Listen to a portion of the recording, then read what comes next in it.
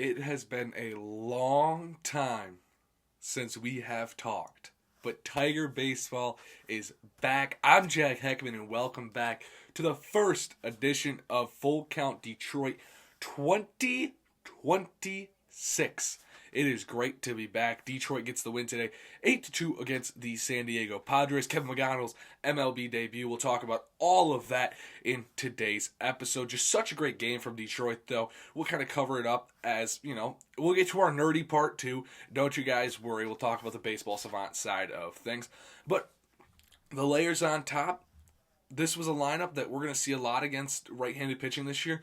Carpenter, Torres, Keith, Green, Torkelson, McGonigle, Dingler, Meadows, Baez. You can obviously see some of those guys mix in, mix out, especially a guy like Javi Baez, which come maybe June, come maybe, July, if we see Max Clark come up, that's when we could see a guy kind of drop down, take the level down, and, see where he goes with that. But Javi Baez in the lineup, opening day, 1 for 3, not bad. Obviously, the guy everybody's going to talk about, what everybody is raving about, is Kevin McGonigle. Kevin McGonigle today, such an incredible afternoon in San Diego. 4 for 5 with two doubles and a couple of RBIs to go along with that. 2 RBIs to be exact. And it was a phenomenal debut for Kevin McGonigle. Did such an incredible job. Hard exit velocity all day long. One of the harder hit balls of the game, that 105 mile per hour one that almost got into the park, would have been a home run in 2 of 30 stadiums. But Kevin McGonigle did such a great job today at staying patient, staying on the ball, and they were talking about it on the broadcast. This guy was ready for the fastball just about every single time that it was pitched to him. That's why he did such a great job at driving the fastball, driving the changeup. He was able to adjust. He's such a great prospect, and that's where he earns that 70 grade hitting prospect, is his ability to drive the baseball in. He pulls 2 doubles down the line. He shows the ability to shoot a ball through the gap on a single. Just such an incredible game from Kevin McGonigle, and I'm going to be a ride or die for Kevin McGonigle this entire season. I've already told myself we're buying the orange jersey as soon as it goes on the Tiger shop. We're putting the 7. We're putting the McGonigle on the back. He's just, I can already tell this guy's going to be a fan favorite because of the way he carries himself. He's such a humble guy, such a great guy. Listening to his interview after the game was amazing, talking about, his family and how he didn't get there. They got there as a team, as a family. Just such an incredible stand-up guy. One of those guys, a fan favorite. And I can tell this guy's going to be a fan favorite for, at least, at minimum, the next 6 years. And, I think it'll be trying to become a talk, get to that point. Teams are trying to talk. I know the Pirates are talking with Connor Griffin, trying to get him to sign a deal. And, the same thing we did with Colt Keith, the Tigers did with Colt Keith. I would love to see that happen with McGonigle. Now, granted, it's a little too late to do that because now he's making that debut. And you want him to focus on the baseball side of things. You don't want him to focus on the contract side of things. Another guy who's going to focus on the contract side of things, Tarek freaking Skubal. 6 innings. Such an incredible job. 6 shutout innings, 3 hits, 6 strikeouts, and 74 pitches. Are you serious, Tarek Skubal? Are you genuinely serious? Just what an incredible way for him to come out in the season debut, opening day, on the road, in a contract year. He knows he's going to get the bag. Just such an incredible job he did today. I mean, what can't this guy do? We've seen a couple pitchers get shelled. We saw Logan Webb get shelled last night. We saw Paul Skeens get shelled earlier this afternoon in the 1 o'clock slot. But Tarek Skubal to come out and just absolutely dominate in what I think is going to be a three-peat for the Cy Young, barring he stays healthy, that is. This guy is the best pitcher on earth. He's the best pitcher the Tigers have had in maybe potentially since Justin Verlander pitched. Justin Verlander pitching soon. He's going to pitch in Arizona. He's going to make that debut as well on Sunday Night Baseball at home. That's a game I cannot wait for. Going to be an incredible Easter Sunday for Justin Verlander and co. But let's stay focused on this game. Tigers went on the road, 8-2. The Bats were alive. Kerry Carpenter, a rough day from him. 0 for 5. Just not what you want to see. 2 strikeouts lined out, flew out. and then ground it out. But Gleyber Torres got a knock. Colt Keith looked good today. He looked patient as well.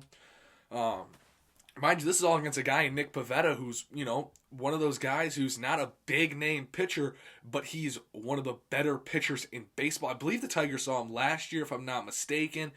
Riley Green, an 0 for 4 day, but did walk, which was a very good sign. The 2 strikeouts today. Not a good sign for a guy who led the MLB in strikeouts last season, but to take that walk early on in the game, great stuff from him. Spencer Torkelson, 1 for 4, but again, took that walk in the first inning, allowed our guy Kevin McGonigle, Kevo, to step up to the plate and drive in a couple runs. But, like I said, Torkelson, 1 RBI, 2 runs in the walk. 1 for 4 day. Torkelson was really good. But, I already talked about McGonigle, and I just love this kid. I love this guy. 2 doubles, your first 2 at-bats. The monkey's off his back. The chip's off his shoulder. You've got your first hit. Now, really, honestly, you got your first RBI. You scored your first runs. This guy's going to be amazing, amazing, amazing for the Tigers come this season. I cannot wait to see what he does. Dylan Dingler, one of the more sneaky catchers in all of baseball. In my opinion, he is the most underrated catcher in all of baseball. Does not get that much love from what he does deserve. Got the Gold Glove last year. It was his first full season. But this guy's got to find it. And he has found it. This guy has found it. Dylan Dingler is one of my favorite guys that just crushed that one. 4-0-3 to score McGonigle in that 5th inning. Just an amazing, amazing job from Dylan Dingler. Did great behind the plate as well. Parker Meadows 1 for 4, and then Javi Baez 1 for 3. And who would have thought that Javi Baez would be the first Detroit Tiger in a regular season game to challenge a pitch and then get it correct? He got it correct. He did a great job. Great job at that. It'll be interesting to see, too, with how A.J. Hinch decides to play out the challenges going forward. A lot of teams I've seen defensively decide to go with the catchers challenging it rather than the pitchers because they believe the pitchers just, they think everything's a strike. And rightfully so. A lot of those guys have amazing stuff, and they're going to think they threw a strike when, in reality, the pitch was a ball and a half off the plate. This is just how it plays. But Drew Anderson, we'd already talked about Skubal and his phenomenal outing. Drew Anderson, 1.1 innings, pitched 2 hits, 1 earned run, 2 batters walked, no strikeouts, 36 pitches. That was definitely a tough pill to swallow with the Ramon Laureano home run. But, Laureano crushed the ball, and that's what you're going to do when you throw 3 straight changeups to a guy. Laureano's going to crush that ball 10 out of 10 times. That's just, that's a seasoned veteran. Maybe not 10 out of 10 times. I shouldn't have said 10 out of 10 times. But when you're throwing 3 straight changeups to a seasoned veteran, and Drew Anderson, this is his first time they were talking about it. This really was opening day in his debut for him. He hadn't pitched in the MLB since It'd been a while. It had been a couple years since Drew Anderson had pitched in the MLB, but I thought he was going to be, a little better, was really shaky, had some good stuff. The changeup looked great, or not great, but looked solid enough to, continue to be a guy in the bullpen. He's just got to figure it out, got to settle in. He's going to be one of those guys that's going to take a week or two. He's going to come into some of these blowout games and then, take it and adjust from there. Tyler Holton shut the door, and then bulletproof vest shuts him down in the 9th. Only took him 7 pitches. 6 of those ended up being strikes and 1 strikeout from Willie Vest. Tigers got to that pitching, did a great job. Nick Pivetta out of the game. Only 69 pitches, 3 innings pitched, 6 earned runs on 7 hits, 3 walks, 4 strikeouts. Tigers bats were patient.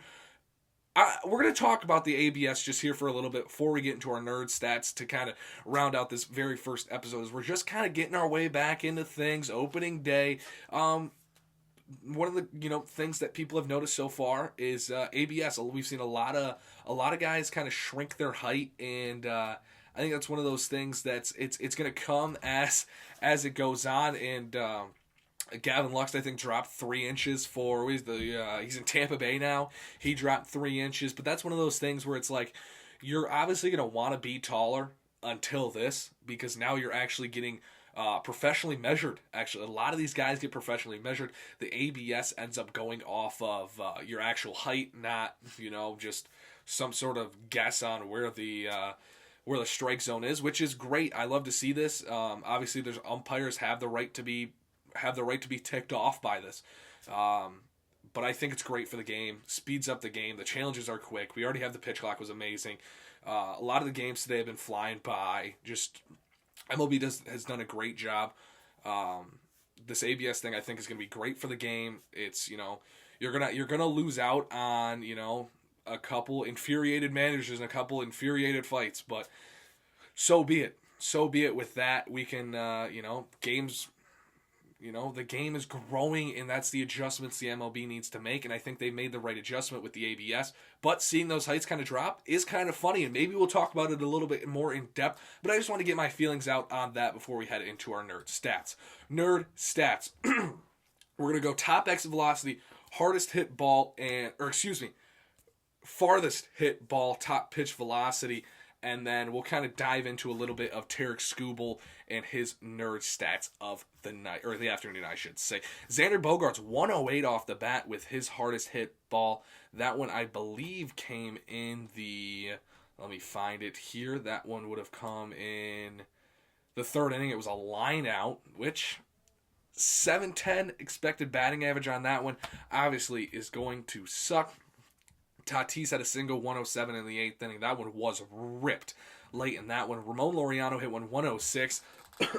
He had his home run.